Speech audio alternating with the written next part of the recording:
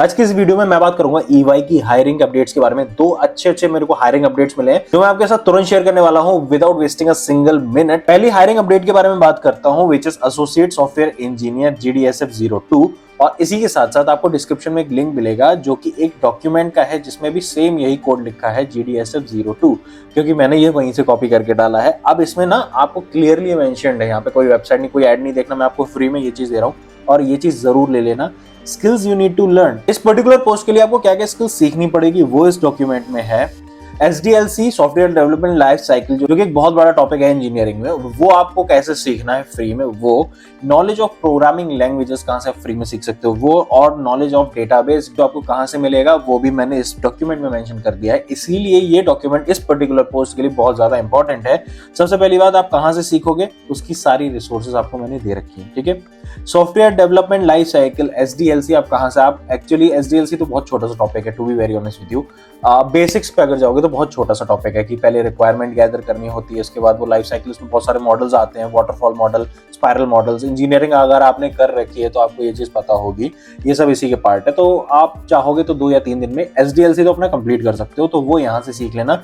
सब की डॉक्यूमेंट में ना लिंक दी रखी है, देखो ये वाली मैंने रखी है Guru 99 की, जो बेस्ट से बेस्ट रिसोर्सेज है ना इंटरनेट के फ्री, उन सब का लिंक आपको इस डॉक्यूमेंट में मिलेगा। इसलिए मैं अपने हर रील में, हर वीडियोस में ये डॉक्यूमेंट्स देता हूँ कि आप एटलीस्ट स्टार्ट तो करो पढ़ना। हो सकता है आपका इस वाली पोजीशन में ना सिलेक्शन हो, मे भी ऐसा हो सकता है, बट द थिंग इसके आप बहुत सारी चीजें सीख भी जाओगे, वो भी फ्री में।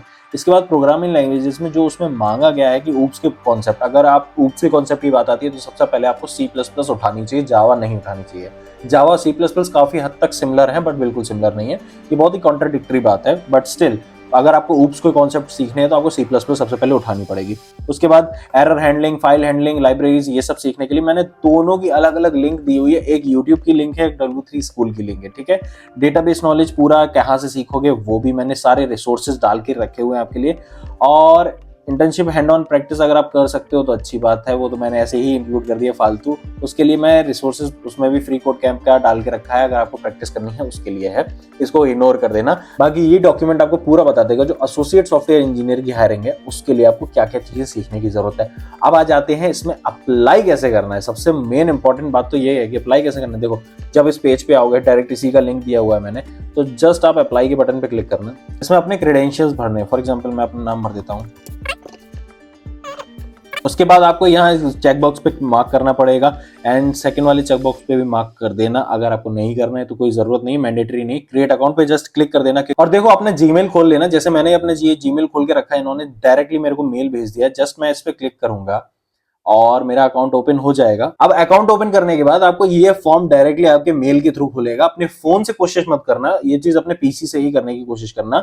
और इसमें आपको बस बेसिक चीजें भरनी है, जैसे मोबाइल फोन नंबर है, किस यूनिवर्सिटी, क्या डिग्री है, सेकेंडरी डिग्री आपकी कौन सी है, month of graduation, year of graduation, ये सब आपको बेसिक डिटेल्स भर के सबमिट कर देना है। और इसमें अपना रेज्यूमे भी अटैच करना है। रेज्यूमे कैसे बनाओगे और एक इफेक्टिव रेज्यूमे कैसे बनेगा वो भी लिंक मैंने डिस्क्रिप्शन में दे के रखा हूं। तुम्हारे लिए मैंने सब कुछ दे के रखा, बस तुम्हें कॉपी पेस्ट करते चले जाना है और कोशिश करना है बेटर करने की, ठीक है। चलो, ये हो गई पहली हायरिंग। और दूसरी है अब ये internship update which is AI enabled automation intern. और सबसे अच्छी बात इसमें भी ये है कि यहाँ पे आपको 7.5 CGPA मांगा गया है, इससे ज्यादा नहीं मांगा गया। ईयर ऑफ पास आउट लिखा ही नहीं है, तो मतलब ऑलमोस्ट सभी लोग मेरे हिसाब से 2022 के बाद वाले हर कोई बंदा अप्लाई इसमें कर सकता है। नाउ द थिंग इज, इसमें टेक्निकल स्किल्स जो रिक्वायर्ड है वो थोड़ी सी ट्रिकी जरूर है as compare to that job. अब आते हैं इसके डॉक्यूमेंट के ऊपर, जहां पे मैंने A to Z सब कुछ मेंशन कर रखा है, रोड मैप, ठीक है। जहां पे आप SQL कैसे सीखोगे, और वो मैंने पिछले डॉक्यूमेंट में भी कर रखा था, तो आप दोनों जगह से उठा के देख सकते हो,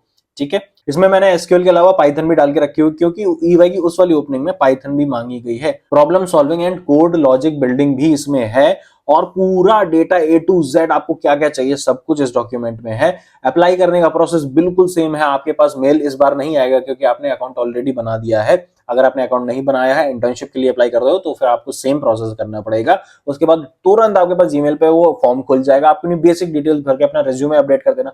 और जो मैंने डिस्क्रिप्शन में रेज्यूमे अटैच करके रखा है, अगर उसको एडिट करके डालोगे, अपना नाम भर के, अपनी ग्रेजुएशन भर के, तो वो ATS फ्रेंडली हो जाएगा और आपके हायर होने के चांसेस बहुत ज्यादा इंक्रीज हो जाएंगे। इस वीडियो के लिए इतना ही। अब आपको मैं नेक्स्ट वीडियो में मिलता हूं एक नई हायरिंग अपडेट के साथ।